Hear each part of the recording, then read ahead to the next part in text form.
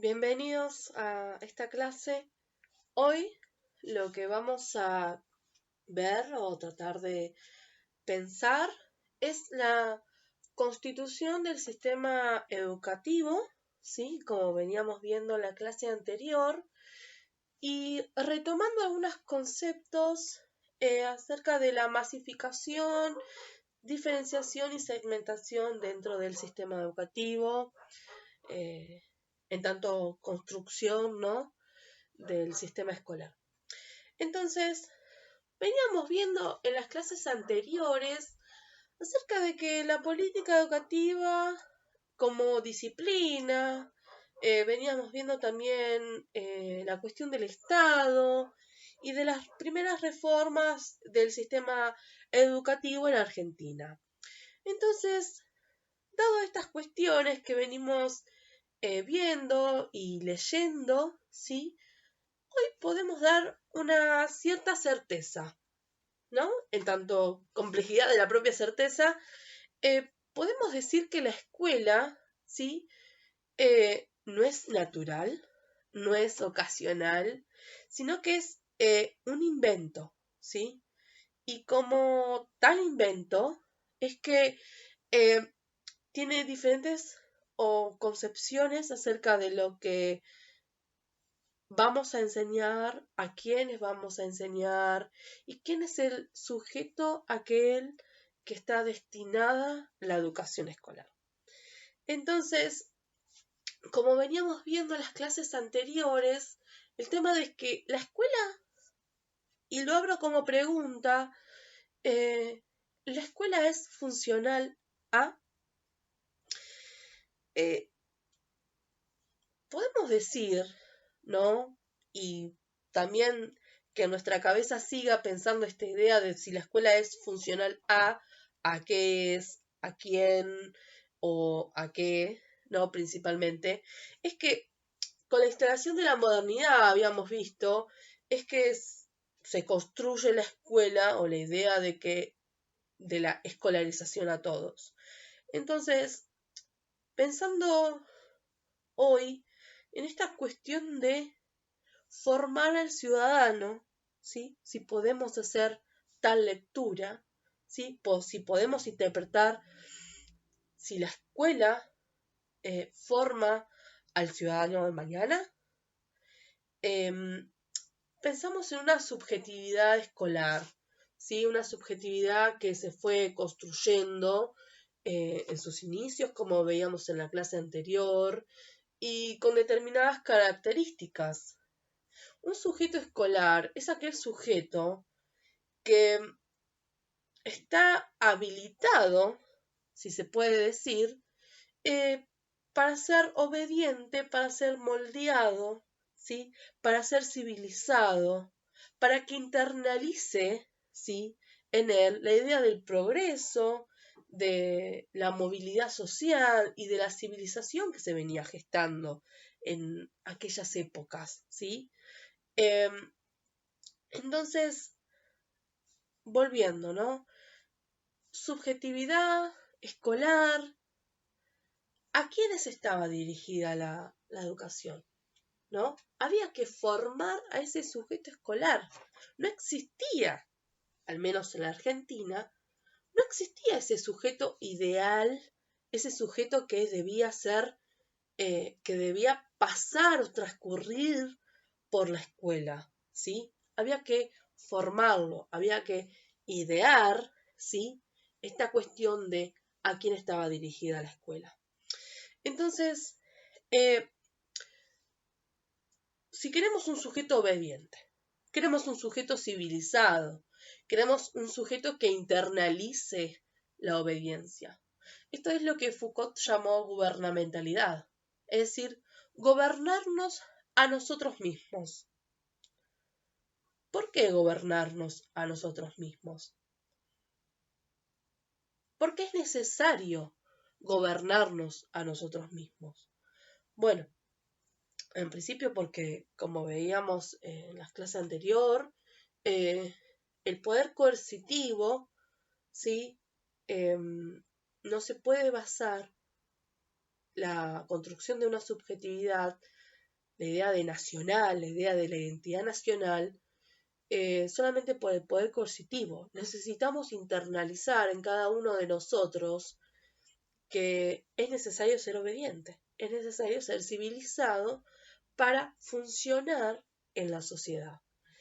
Entonces, esta idea de gubernamentalidad, ¿sí?, retomando el concepto de Foucault, nos dice que internalizamos la obediencia, internalizamos aquellas cuestiones que hacen al poder, ¿sí?, para no estar señalándonos en cada momento de nuestra vida lo que debemos hacer o cómo debemos actuar o funcionar dentro de la sociedad o dentro de la escuela. Lo tenemos internalizados, ¿sí? Internalizados digo acá, pero también en nuestro cuerpo, ¿sí? La internalización no solamente en términos de conciencia, sino que es conciencia de nuestro cuerpo. ¿Cómo debemos transitar la escuela? Y les pregunto, ¿qué recuerdos tenemos acerca de cómo funcionábamos en la educación escolar? ¿Cómo funcionábamos en esa institución escolar, en la escuela? ¿Cómo nos dirigíamos? ¿Cómo nos movíamos? ¿Cómo sabíamos lo que podíamos decir y lo que no? Entonces, esta construcción, ¿no?, de la escuela a partir de la modernidad como creación y ya poniéndonos otros tipos de lentes para poder leer la escuela, no algo como que ha existido siempre, sino como una creación, en un momento histórico determinado, claro, por supuesto, pero también en un contexto, con determinadas ideas, con este tipo de sujeto en particular, que tiene diferentes características. En principio, que sea obediente, que internalice la obediencia y que sea civilizado. Pensaba así, y les transmito esta pregunta que me hacía, y me parece importante que todos y todas la pensemos, es: ¿podemos pensar una vida sin escuela? ¿Podemos pensar nuestra vida sin escuela? Una pequeña anécdota, pero que quería transmitirla porque me parece significativa. Cuando yo tenía alrededor de 8 años, sí, en la primaria, bueno, en principio me encantaba la primaria. Después en la secundaria uno empieza a cuestionarse ciertas decisiones, normas y reglas, ¿no? Pero la primaria a mí me encantaba. Me enseñaron o me dijeron que Sarmiento había creado la escuela. Yo la pensaba en términos del edificio, ¿no? Entonces, en mi mente decía, bueno, hay que nombrarlo, hay que saber quién es, porque creó la escuela. ¿Cómo no vamos a saber quién creó la escuela? Pero yo internalizaba que no había otro lugar para mí, como niña, que no fuera la escuela. ¿Dónde iba a estar si no fuera en la escuela? ¿En mi casa mirando Los Simpson todo el día? ¿Cuál era mi función en la sociedad? Y lo pienso hoy en día, ¿no? ¿Cuál es mi función como niña en la sociedad si no es ir a la escuela? A mí, después de años, este pequeño recuerdo que yo tengo de la primaria, de Sarmiento y de cómo internalizaba, digamos, la idea de que mi lugar en la escuela como niña y como todos mis compañeros debíamos ir a la escuela, hoy me parece fantástica o muy significativa, mejor dicho, para pensar esta idea de internalización de la obediencia, de ser civilizado. Si la escuela es funcional A, ¿quién es funcional A? Entonces, volviendo a esta cuestión de la construcción de la escuela a partir de la modernidad, podemos pensar que el Estado también se construyó como Estado docente, es decir, como un Estado que diera cuenta, vigilara, por así decirlo, diera cuenta de todo lo que sucede a nivel escolar, ¿sí? De la escuela como parte de un sistema macro, que es el sistema educativo, ¿no? Y también pensar en términos de que el Estado docente, ¿sí? Esta concepción de que tiene todo un aparato burocrático. Cecilia Braslavsky, que es una autora que tenemos en esta unidad, nos aporta algo muy interesante para poder interpretar o leer la burocracia educativa. Ella nos dice que la burocracia educativa tiene al menos 3 roles. El primer rol, que habla sobre la defensa de aquellos intereses, ¿sí? De la clase dominante, de la élite, podríamos decirlo. Es decir, la burocracia tiene el rol, burocracia educativa, tiene el rol de defender los intereses de la clase dominante. Un tercer rol que es el rol mediador, es el rol que intermedia en estos intereses de las clases dominantes y lo que es la escuela, ¿sí? Y un rol estatal, pensar la escuela como un bien común. Volvamos a esto de la internalización de diferentes ideas y conceptos. Tenemos internalizadas que la educación es un derecho. Tenemos internalizada que la escuela funciona para formar al ciudadano de mañana. Tenemos la idea de que la educación es un bien común. Entonces, aparentemente, esta burocracia educativa funciona. Funciona en nuestras internalizaciones, en nuestras naturalizaciones de lo social, ¿sí? Funciona. Entonces, en este sentido de todo un aparato burocrático que tiene el Estado docente, se pensó la masividad de la mano, ¿sí? No podemos pensar la masividad si no es de la mano de la obligatoriedad, ¿sí? A partir de que se implementó, por ejemplo, en primera instancia, la idea de que el nivel primario, ¿sí? Era obligatorio, es que se produce una masificación, ¿sí? Es decir, llegó a todos, todo llegó a todos, y pienso en Comenio, en que la escuela debía llegar a todos y se produjo una masividad, una obligatoriedad. La escuela, la institución escolar, ganó terreno. Y ahora les pregunto y también me pregunto, siempre, ¿cómo ganó terreno? ¿Cómo es que la escuela ganó terreno, se hizo masiva, se masificó, ¿sí? Entonces, lo que nos diría Pablo Pino, otro autor que tenemos en esta unidad, es que la escuela se hizo cargo del concepto de educación que dio la modernidad. La escuela, como institución, se hizo cargo. Me gustaría que nos detengamos en esta cuestión de hacerse cargo, de ganar terreno, ¿sí? Porque siempre está, o siempre subyace, o siempre estamos como atravesados, ¿no? Tenemos un velo de las tensiones de poder que se producen en cuanto tenemos esta idea de concepciones, cuando creamos, etc. Entonces, ¿cómo ganó terreno? Bueno, Pablo Pinot, vamos a tomar al menos 2 cuestiones que Pablo Pinot nos da, ¿sí? Nos aporta como herramientas, como piezas para poder pensar en esta cuestión de hacerse cargo. En principio, bueno, a partir de la modernidad se configuró la infancia como aquel momento ideal para que el sujeto sea moldeado.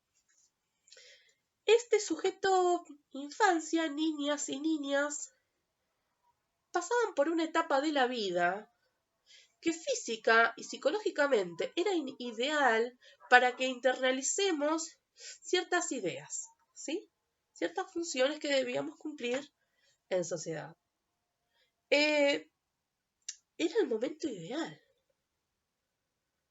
por las características mismas de los niños. Por ejemplo, pensemos y reflexionemos también, ¿no? ¿Cuál es, si no, otra etapa de nuestra vida que no sea la infancia para poder transcurrir y transitar las aulas, los colegios?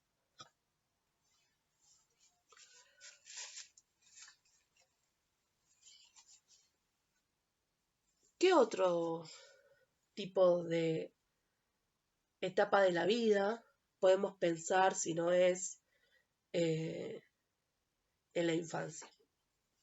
Entonces, Pablo Pilón también nos dice que la escuela como una de sus piezas configuró un espacio y un tiempo determinado. Veíamos en el video de la clase de hoy que podemos ver un espacio bien configurado, un espacio de la escuela bien delimitado, ¿sí? Eh, y también el tiempo de la escuela está bien estructurado, está bien configurado. Pensemos, ¿no? Hay momentos que están destinados a la enseñanza y donde los niños debemos aprender. Está determinada la hora y la entrada de salida. Y está pensada y configurada el tiempo, está configurado el tiempo que tenemos para jugar. Aquellos momentos de ocio que también están estructurados.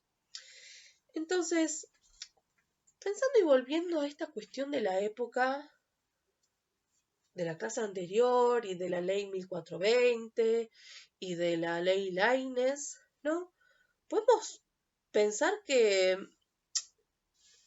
funcionaron, digamos, se idearon en un contexto sociohistórico determinado, en una época donde había diferentes tipos de discusiones, tensiones de poder, ideas, concepciones, ¿sí? Entonces, es necesario hacer una lectura o una interpretación, ¿no? A la hora de leer estas leyes, ¿no? ¿Qué ideas, qué concepciones se jugaban, estaban en tensión en aquella época? Y además de tener en cuenta la cuestión legislativa, ¿no? Estas leyes, Cecilia Braslaski nos aporta una cuestión interesante cuando en momentos históricos de nuestra Argentina no tenemos suficientes datos, por así decirlo, en términos legislativos, y ella lo lee en términos de la última dictadura militar de 1976, ¿sí? Donde podemos tener una lectura, una interpretación acerca de la financiación, acerca del financiamiento que se le da a la escuela. Ella dice que en esa época hubo un corrimiento acerca de lo que el Estado garantizaba y que hubo fuertes discusiones, o bueno, mejor dicho, discusiones no, porque en esa época la cuestión de discusiones no estaban, digamos, sino que no había lugar, sino que había esta idea de que la escuela o la educación debía ser privatizada. Como también hay discursos hoy en día, ¿no? Acerca de que cada uno debía hacerse cargo de la educación. Entonces, pensar en términos legislativos y también pensar en términos de financiamiento de la educación, de la agenda, podemos hacer una interpretación, una lectura de aquello que el Estado o Estado docente prioriza. Y bueno, llegando al final de esta clase de hoy, les quería hacer una recomendación, ¿sí? Que es acerca de ubicar contextualmente, en época, contextualizar históricamente a los autores que venimos leyendo. Los autores que venimos leyendo y que nos vienen aportando ideas más que interesantes, escribieron o transitaron épocas específicas, ¿sí? con diferentes tipos de tensiones, concepciones. Internalizaron ideas también acerca de la sociedad, acerca de la educación. Entonces es importante poder contextualizarlos, ¿sí? Googleen, los invitamos de esta cátedra a poder googlear y poder chusmear un poco acerca de la vida de estos autores que venimos leyendo y de los próximos que también vendrán. Así que, bueno, saludos.